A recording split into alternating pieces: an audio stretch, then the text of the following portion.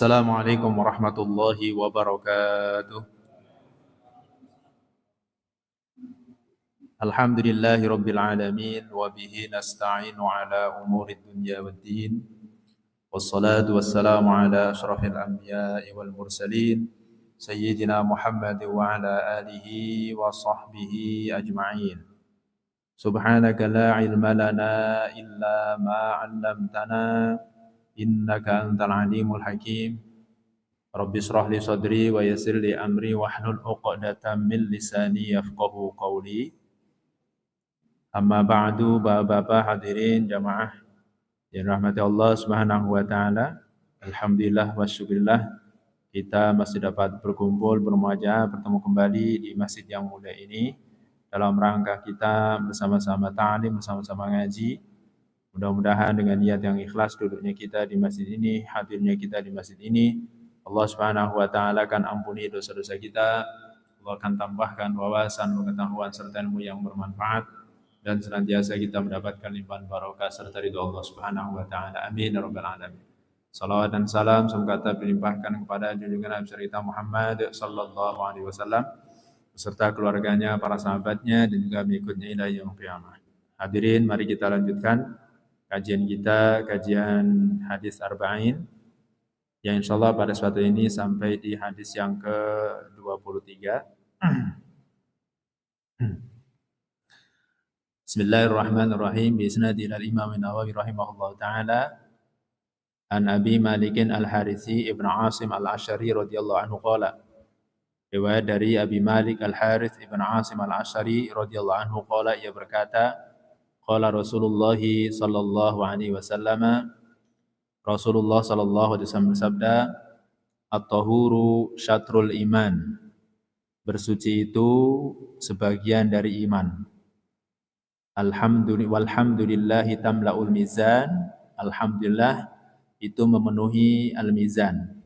Wa subhanallah walhamdulillah tamla'u au tamla'ani ma baina sama'i wal ard. Subhanallah walhamdulillah memenuhi antara langit dan bumi. Wassalatu nurun, salat itu cahaya. Wassadaqatu burhanun, sedekah itu sebagai bukti. Wal Qur'anu hujjatun laka au 'alaika. Al-Qur'an dapat menjadi saksi yang meringankanmu atau yang memberatkanmu. Kullun nasi yaghdu faba'i'u nafsahu famu'tiquha au mubiquha. Rawahu Muslim. Semua manusia berangkat menjual dirinya, ada yang membebaskan dirinya dan ada juga yang menghancurkan dirinya. Hadis riwayat Muslim. Hadirin rahmati Allah, hadis yang ke-23 dari Abi Malik Al-Harithi bin Asim Al-Ashari radhiyallahu anhu qala, ia berkata bahwasanya Rasulullah SAW bersabda,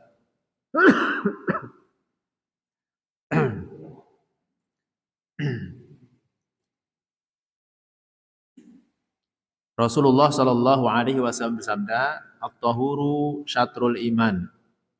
Bersuci itu merupakan separuh ya, atau sebagian iman. Ini di dalam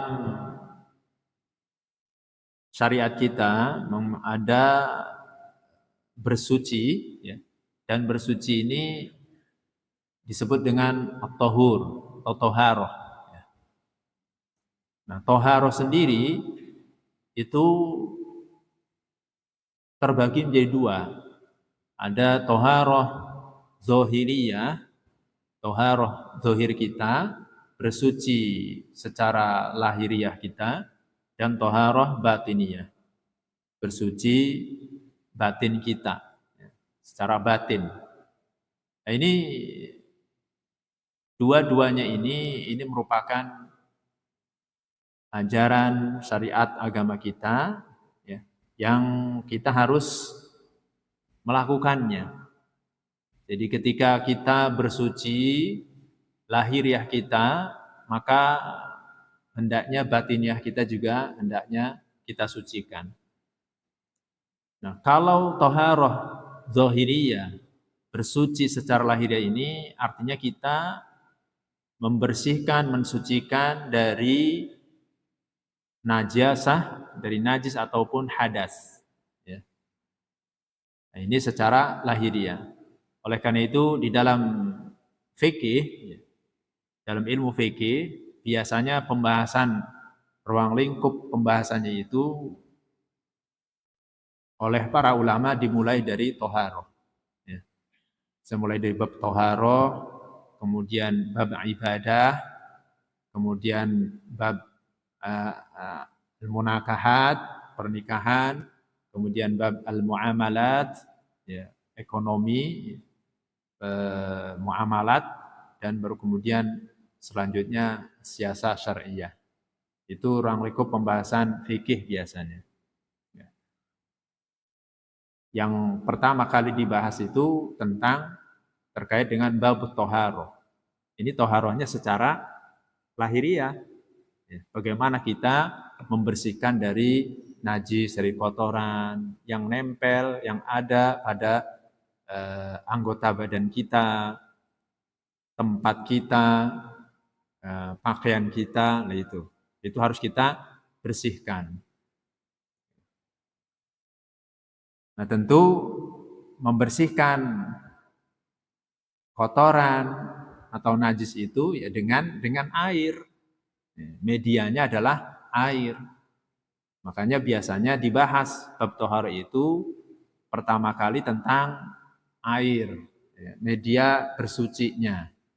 Macam-macam air, ada air laut, ada air hujan, ada air sumur, ada air sungai, ada air salju, ada air es, ya, ada air sumber. Nah itu macam-macam air yang datangnya dari langit dan bumi. Nah kemudian air itu dalam konteks toharoh itu dibagi lagi. Ada air yang tohirun mutohir, ada air yang suci dan mensucikan. Disebut dengan air mutlak. Ini air yang bisa digunakan untuk toharoh dan menghilangkan najis, suci mensucikan. Nah, itu ya. Ada juga air yang tohirun mutohir walakin makruh. Ada air suci mensucikan tapi makruh. Suci dan juga bisa mensucikan cuman digunakan itu makruh. Contohnya apa? Misalnya air musammas. Air yang terkena panas matahari yang sangat tinggi panasnya seperti di negeri Hijaz, Irak, Iran gitu ya. Itu tinggi panasnya. Ya. Kemudian air itu di tempat bejana yang terbuat dari seng, kuningan, nah itu. Nah, sehingga ketika air itu digunakan dalam kondisi panas terkena sinar matahari itu ya ini makruh hukumnya karena bisa menimbulkan penyakit. Suci mah suci tapi makruh. Ya. Ada juga air yang suci, tohir, tapi ini juga tidak bisa digunakan untuk mensucikan. Ya. Jadi tohirun ghairu mutahhir. Air suci tapi tidak bisa mensucikan. Ya. Air suci tapi tidak bisa mensucikan. Seperti apa? Ya. Suci mah suci gitu, tapi tidak bisa mensucikan. Seperti misalnya air yang mustakmal, air sudah terpakai. Terpakai apa? Terpakai untuk menghilangkan hadas besar, ya. Seperti pas berwudu yang wajib. Nah, ini namanya air mustakmal, sudah dipakai. Atau air yang memang sudah berubah dari namanya karena tercampur dengan sesuatu yang suci. Misalnya air ya dicampur dengan sirup, maka jadi air sirup. Air dicampur dengan teh, maka jadi air teh. Nah, suci enggak? Suci. Apakah bisa untuk mensucikan? Ya tidak bisa. Karena sudah berubah namanya. Yang tadinya air mutlak, ya karena sudah tercampur dengan air sirup, air kopi, jadinya ya air kopi. Ya, suci, ya kita minum, kita konsumsi, tapi tidak bisa mensucikan. Nah, baru kemudian yang keempat itu air yang mutanajis. Air yang terkena najis. Air yang terkena najis ini apakah bisa digunakan untuk bersuci atau tidak? Ya tergantung. Kalau airnya air yang sedikit terkena najis, maka najis hukumnya. Ya.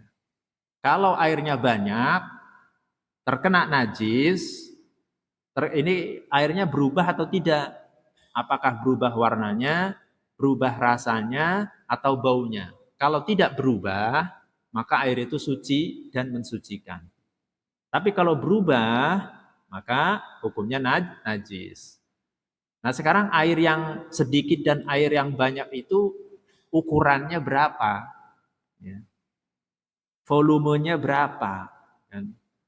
Air yang sedikit itu air yang tidak mencapai 2 kullah. Air yang tidak mencapai 2 kullah. Itu disebut air yang sedikit. Nah 2 kullah itu berapa ukurannya? 2 kullah itu ukuran zaman dulu, zaman Nabi. Ya. Itu 2 kullah. Dikonversikan oleh para ulama, ya, seiring berkembangnya zaman, ya, dulu para ulama menyebut 2 kullah itu dengan 500 liter orang Baghdad. Jadi orang-orang Baghdad, orang Irak itu, jadi mengkonversikan 2 kullah itu dengan 500 kati, 500 liter air. Itu zaman-zaman dulu. Tapi waktu saya di sana, belajar di Baghdad, nggak saya jumpai itu. Istilah 2 kullah.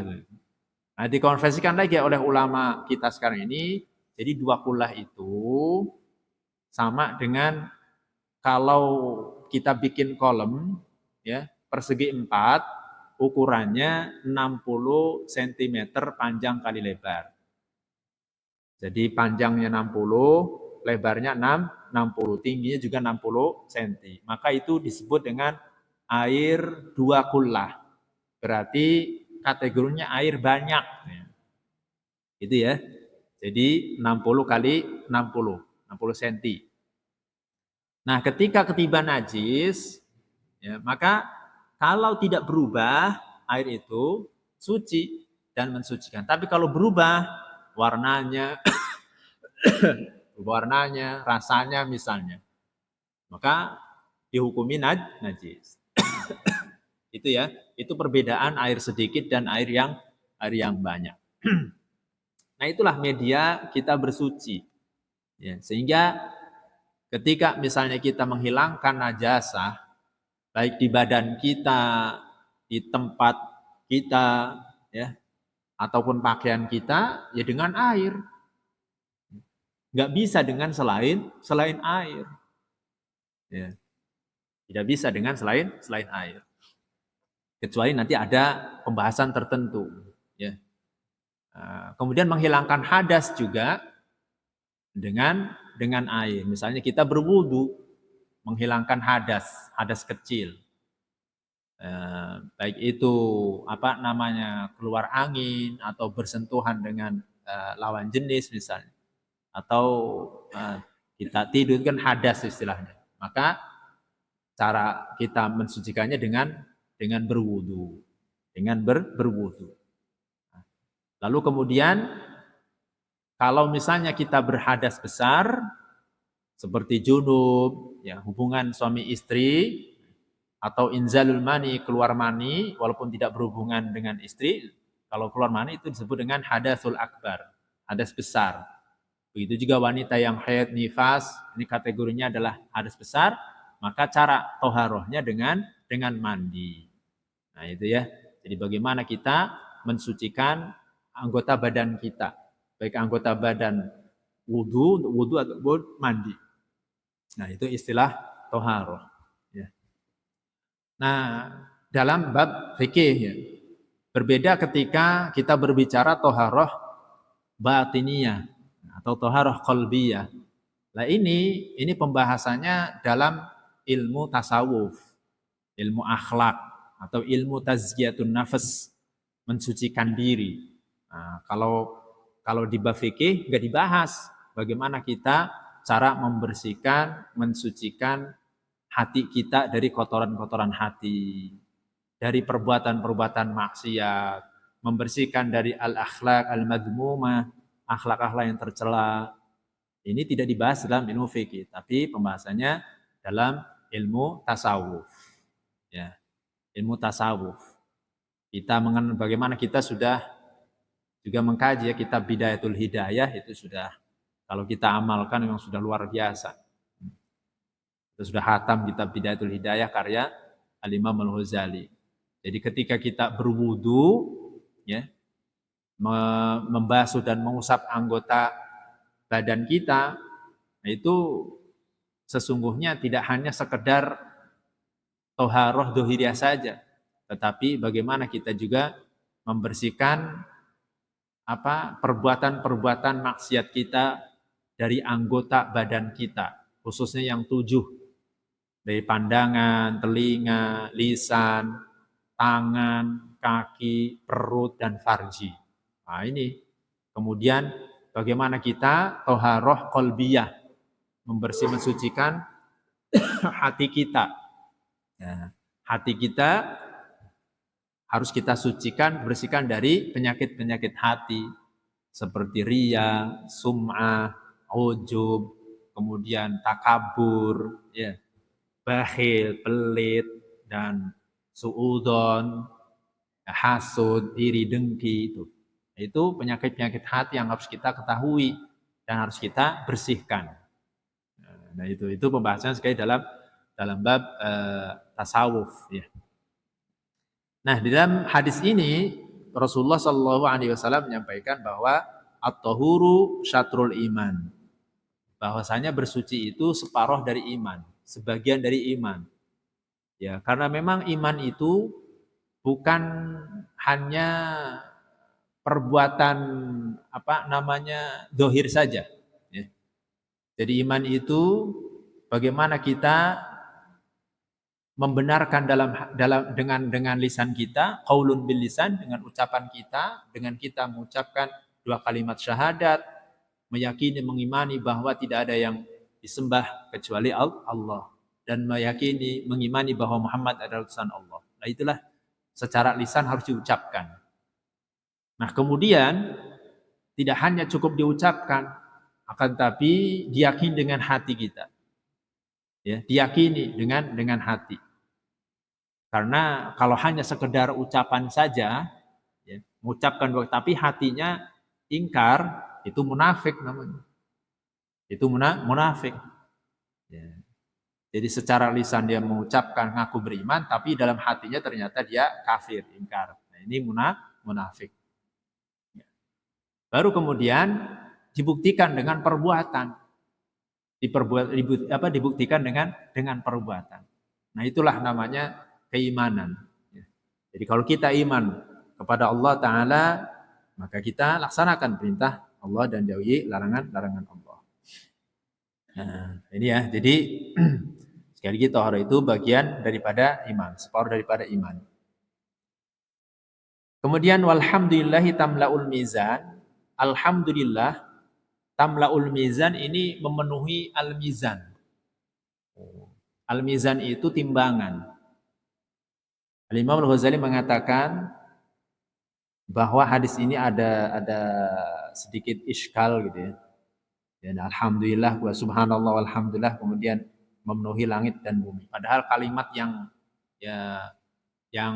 yang paling tinggi itu adalah kalimat tauhid. La ilaha illallah. Itu kalimat yang paling tingginya. Bahkan dalam hadis diceritakan ketika Nabi Musa alaihissalam meminta zikir selain la ilaha illallah. Kepengen zikir khusus untuknya. Karena kalimat la ilaha itu sudah umum yang dibaca oleh para nabi. Jadi umum. Jadi kepengen zikir khusus. Lalu Allah berfirman, wahai Musa, jika sekiranya kalimat la ilaha illallah ditimbang dengan 7 lapis langit dan 7 lapis bumi beserta isinya, niscaya akan berat kalimat la ilaha illallah. Nah, sehingga akhirnya Nabi Musa tidak ingin zikir selain la ilaha illallah. Artinya tetap la ilaha illallah setelah mendengar bahwa kalimat la ilaha itu benar-benar nilainya luar biasa, lebih tinggi. Nah, di dalam hadis ini alhamdulillah tamlaul mizan, barangkali ini maknanya ya, bahwa alhamdulillah artinya segala puji bagi Allah. Jadi barangkali dari maknanya, sisi maknanya yang memang luas. Alhamdulillah segala puji. Segala puji itu menghabiskan semua pujian. Yang berhak dipuji itu adalah Allah. Karena Allah Maha segalanya. Ya. Kalau kita misalnya memuji orang lain, itu kan karena kelebihannya. Misalnya kita muji teman kita karena cerdasnya, karena pinternya, karena kayanya, karena ya rajinnya, kan karena kelebihannya. Kita memuji istri kita ya karena cantiknya, karena pinter masaknya, karena pinter rajin ngurus rumah misalnya. Karena kelebihannya. Maka Allah Subhanahu wa taala itu sudah sepatutnya kita puji. Kenapa? Karena Allah Maha segalanya. Makanya alnya huruf al di situ itu oleh para ulama bahasa disebut al-istighraqiyah. Jadi menghabiskan seluruh pujian. Makanya diterjemahkan dengan segala puji bagi Allah. Segala puji milik Allah. Dan Allah Maha segalanya. Nah, tamlaul mizan ini memenuhi mizan, timbangan. Jadi barangkali ketika kita misalnya betul-betul menanamkan alhamdulillah bukan hanya sekedar ucapan, ya, tapi bagaimana kita memaknai alhamdulillah dalam kehidupan kita. Selalu bersyukur atas nikmat Allah, selalu muji Allah. Di samping juga lisan kita selalu alhamdulillah, ya, alhamdulillah. Dianjurkan ya setelah sholat baca subhanallah 33, kemudian alhamdulillah 33, Allahu Akbar 33 juga. Gitu ya. Itu kan dianjurkan begitu, 33 kali. Nah, sebelum tidur juga sama. Sebelum tidur Rasulullah pernah berpesan kepada Fatimah agar membaca subhanallah 33, alhamdulillah 33, dan Allahu Akbar 33 kali, 34. Allahu Akbar ini 34 sehingga pas 100. Maka dosa-dosa kita akan runtuh, diampuni dosa kita. Kalau secara khusus alhamdulillahnya sendiri, ini ucapan orang-orang yang betul-betul ma'rifatullah. Itu selalu alhamdulillah. Itu barangkali memaknai alhamdulillah itu benar-benar selalu memuji Allah, selalu bersyukur dalam keadaan apapun. Oleh karena itu Nabi selalu berkata alhamdulillahi ala kulli halin. Alhamdulillahi ala kulli hal. Segala puji bagi Allah ala kulli hal, atas segala keadaan. Tuh. Orang yang mengenal Allah, dia akan selalu memuji Allah dalam keadaan apapun. Dalam keadaan apapun. Maka dari itu para ulama tasawuf itu menggolongkan orang yang bersyukur itu ada 3 golongan, ada 3 tingkatan orang yang bersyukur itu. Pertama, syukrul awam, syukurnya orang awam seperti kita ini. Siapa itu? Yaitu alladzina yashkurunallah, orang yang bersyukur ketika mendapatkan nikmat. Ini syukurnya orang awam nih. Ya. Kita dikasih nikmat oleh Allah, panjang umur, sehat, rezeki melimpah, ya. Ya, pokoknya kenikmatan-kenikmatan yang banyak, kita bersyukur. Ini syukurnya orang awam. Lalu tingkatan yang kedua, syukrul khawas. Syukurnya orang-orang yang khawas, khusus, ya. Ini syukurnya orang-orang yang sholihin. Siapa mereka? Mereka adalah alladzina yashkuruna 'alan ni'ami wan niqami. Mereka adalah orang-orang yang bersyukur atas nikmat-nikmat Allah yang diberikan, sekaligus bersyukur atas musibah yang diberikan. Oh. Jadi ketika mendapatkan nikmat bersyukur, ketika diuji oleh Allah dengan berbagai macam ujian musibah dia juga bersyukur. Nah, kan beda tingkatan dia. Kalau kita kan ya belum nyampe ke sana. Kita masih sebatas ketika mendapatkan nikmat ya bersyukur. Ketika kita diuji dengan musibah mengeluh. Ya, hati kita ngeluh, enggak terima oleh sesuatu lain. Kita orang awam. Tapi orang yang solihin, orang-orang tingkat khawas ini wong diuji oleh dengan musibah, dia juga bersyukur. Maka dalam hadis qudsi diriwayatkan ketika ada seorang anak meninggal dunia, mati, lalu Allah bertanya kepada malaikat maut, wahai malaikat, bagaimana orang tua yang anaknya meninggal dunia itu? Kata malaikat, ya Rabb, wahai Tuhanku, orang tua yang anaknya meninggal dunia itu hamidaka wastarja. Dia memujimu, bersyukur. Wastarja dan istirja. Inna lillahi wa inna ilaihi raji'un. Lalu kata Allah, wahai malaikat, kalau begitu banau lahu baitan fil jannah wasammuhu baital hamdi. Bangunkan untuknya sebuah rumah di surga, beri nama rumah itu dengan Baitul Hamdi, rumah orang-orang yang memuji Allah. Itu. Jadi anaknya meninggal dunia, dia bertahmid, bersyukur. Sekali istirja. Maksudnya bersyukur di sini bukan mengucapkan alhamdulillah begitu ya, dengan kerasnya. Ketika anaknya mati, alhamdulillah anak saya mati, bukan begitu. Maksudnya sikapnya. Sikapnya dalam menghadapi musibah itu, dia memuji Allah. Sekaligus istirja. Istirja itu ya mengembalikan sepenuhnya kepada Allah karena milik Allah. Lah bagi kita orang awam, masa iya sih nggak makul amat orang ditimpa musibah jadi bersyukur, ya. Kayak seolah-olah senang, ya. Anaknya mati, alhamdulillah. Istrinya mati, alhamdulillah. Istri saya mati. Di depan mertua lagi ngomongnya begitu. Langsung mertua cabut golok. Kurang ajar kamu ya. Bukan begitu. Tapi sikapnya. Ya. Kok bisa begitu sih? Beda tingkatannya. Kenapa? Karena yang mereka pandang itu adalah pahala di sisi Allah. Bukan memandang musibahnya. Oleh karena itu Imam Ghazali menggambarkan, Imam Ghazali dalam kitabnya menggambarkan tentang syukur ini, ibaratnya ada seorang raja mengumumkan kepada rakyatnya. Kata raja, barang siapa yang berani dipukul dengan tongkat kecil ini satu kali, dengan tongkat satu kali digebuk, saya akan beri hadiah 1 juta rupiah. Misalnya kata raja seperti itu, 1 juta. Ini tentu ada pengumuman itu, masyarakat akan berbondong-bondong, ngantri. Untuk apa? Siap dipukul. Lumayan, 1 kali pukulan 1 juta. Bahkan ada juga orang-orang yang pengen lebih dari itu. Tuan Raja, saya masih siap 5 juta, 5 kali.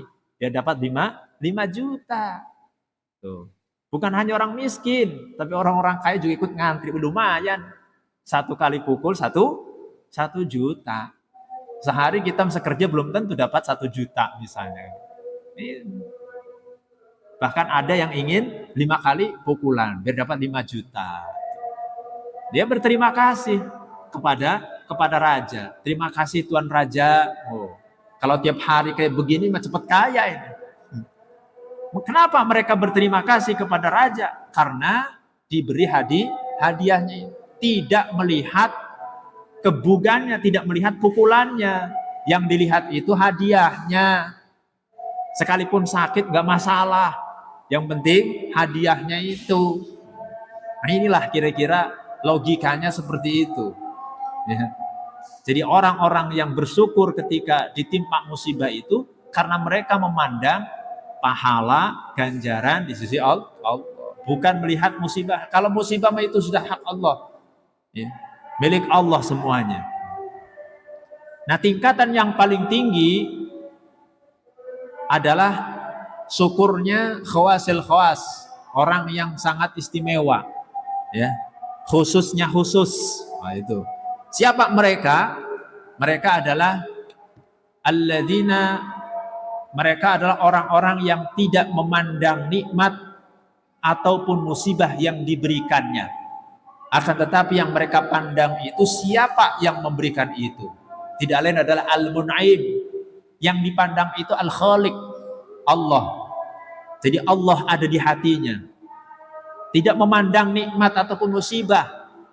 Dia beribadah, dia taat kepada Allah, bukan semata-mata ingin mendapatkan surga atau terhindar dari neraka, tidak. Yang dicari adalah ridho Allah. Yang dicari adalah cinta Allah. Wah, ini udah nih tingkatannya udah kekasih Allah nih. Kalaupun diibaratkan tadi orang yang dipukul oleh raja, ini ada orang-orang yang siap pasang badan, Tuan Raja, saya mah terserah Tuan Raja lah. Yang penting saya mah tidak menginginkan hadiah ataupun pukulannya. Yang penting saya mah bisa dekat dengan raja. Kenapa? Karena saya mah demen sama raja. Seneng sama raja. Nah ini. Jadi sekalipun digebuk, dipukul berapa saja dia terima dengan ikhlas. Ya. Mau dikasih hadiah ataupun tidak, dia terima dengan keikhlasan. Kenapa? Karena judulnya cinta, ridho. Nah, ini tingkatan yang orang-orang yang kekasih Allah. Nah, itu ya. Jadi barangkali yang alhamdulillah tamlaul mizan itu bukan hanya sekedar ucapan, tetapi bagaimana pengamalannya. Ya. Dalam keadaan apapun dia selalu bersyukur. Alhamdulillah. Ya. Subhanallah walhamdulillah tamla'ani ma bainas sama'i wal ardi. Ini juga ketika ditambah subhanallah walhamdulillah, ini akan memenuhi langit dan antar langit dan bumi. Ini sekali lagi kalimat ini subhanallah yang artinya maha suci Allah. Alhamdulillah segala puji bagi Allah. Ini dua kalimat yang memang kalau kita pahami secara luas maknanya memang ketika kita mengucapkan subhanallah itu sesungguhnya kita menafikan menafikan segala kekurangan ya, yang disematkan kepada Allah. Ya. Allah itu maha segalanya, maha suci dari kekurangan. Allah maha suci dari ketidakmampuan. Allah maha suci dari kemiskinan. Allah maha suci. Itu bentuk kalimat ta'ajubiyah. Ya. Jadi mensucikan Allah dari segala makhluknya. Nah, dia. Itu subhanallah. Makanya pantas memenuhi langit dan bumi. Apa isi langit dan bumi itu semua adalah makhluk. Ya. Sifatnya makhluk itu hancur, fana, lemah, kurang. Maka subhanallah. Ya. Allah yang maha suci dari segala kekurangan itu. Ya. Wassalatu nurun. Salat itu adalah cahaya. Salat itu cahaya. Baik ini yang dimaksud nurun ini cahaya ini secara lahiriah ataupun secara batiniah. Karena memang orang yang salat, orang yang menjaga salatnya Allah berikan cahaya. Cahaya di raut mukanya, di wajahnya bersinar min atharis sujud. Bersinar min asari sujud dari bekas sujudnya. Bukan berarti min asari sujud itu ya, bekas sujud itu ada jidat hitamnya di sini. Wow, menandakan orang yang suka sujud. Ya. Ketika ada orang yang jidatnya hitam, ada yang satu, ada yang dua, barangkali ada yang tiga kali. Nah, masalah hitam bisa saja sujudnya aja di sejadah yang kasar, cepet hitam. Ya. Atau sujudnya di batu, lempengan batu cepat hitam kayak orang Syiah tuh. Ya. Bukan itu yang dimaksud. Tapi min nurillah, cahaya Allah. Ya, yang diberikan kepada hambanya dikarenakan ketaatannya, khususnya kasrotis sujud, banyaknya sujud. Jadi nggak mesti ya orang yang jidatnya hitam itu jadi tanda dia banyak sujudnya begitu ya. Ya karena banyak orang-orang ahli sujud yang tidak ada bekas ya istilahnya tanda hitam di jidatnya, biasa-biasa aja. Jadi ini maksudnya adalah nur, cahaya dari pancarannya ya, dari pancarannya. Ya karena orang yang rajin sholat kan berarti rajin wudhu. Nah wudhu itu adalah cahaya. Selalu berwudhu maka cahayanya bertambah. Ya. Bisa juga diartikan bahwa cahaya itu nanti dimaksud di alam kubur nanti. Pada hari kiamat cahaya dengan sholat kita bercahaya. Ya.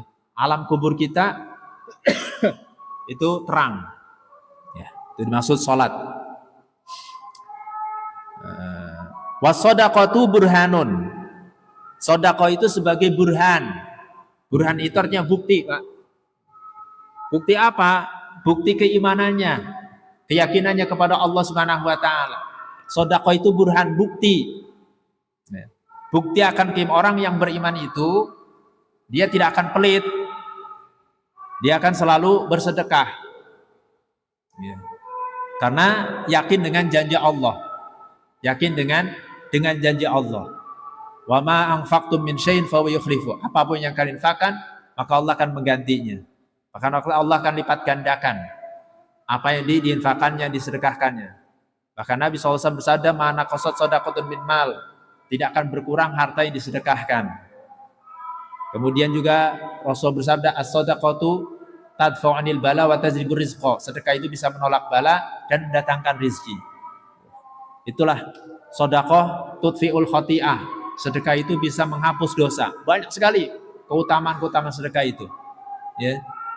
Ini nanti sebagai bukti keimanan seseorang.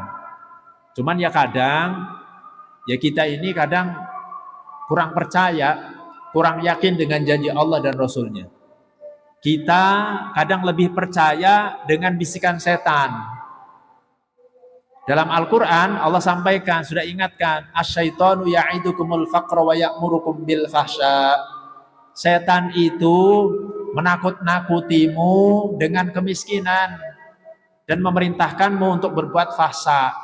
Itu setan tuh, membisiki kita dengan kemiskinan. Kalau kita bersedekah, kalau kita berinfak, ya kita percaya tuh, ya, sehingga kita tidak mau bersedekah. Padahal sedekah yang kita lakukan itu nanti sebagai bukti di alam kubur kita. Dalam surat Al-Munafikun, ketika mensifati orang-orang yang munafik tuh, yang tidak mau mengeluarkan hartanya, tidak mau bersedekah, apa penyesalannya? Ya. Fayaqula rabbi laula akhartani ila ajalin qarib fa asaddaqa wa akum minas sholihin. Ketika di alam kubur sudah mati, dia pengen hidup kembali, pengen balik lagi, penyesalan. Dulu kenapa waktu hidup tidak pernah sedekah? Sehingga ternyata di kuburan terbukti sedekahnya itu bermanfaat. Sehingga dia pengen balik lagi, fa'as sodako, pengen sedekah. Dan menjadi orang-orang soleh. Lah udah telat, udah mati, ya, nggak bisa beramal, terputus kan amalannya, udah mati. Nah ini penyesalan. Itu sekaligus menunjukkan bahwa as-sodaqatu burhanun. Sedekah itu sebagai bukti. Nah, itu bukti di alam kubur, bukti keimanan kita. Kemudian wal Qur'anu hujjatun laka au 'alaika. Al-Qur'an ini sebagai saksi, sebagai penolong kita atau sebaliknya. Nah, itu. Al-Qur'an ini bisa menjadi penolong syafaat bagi kita yang membacanya, juga sekaligus bisa juga menjadi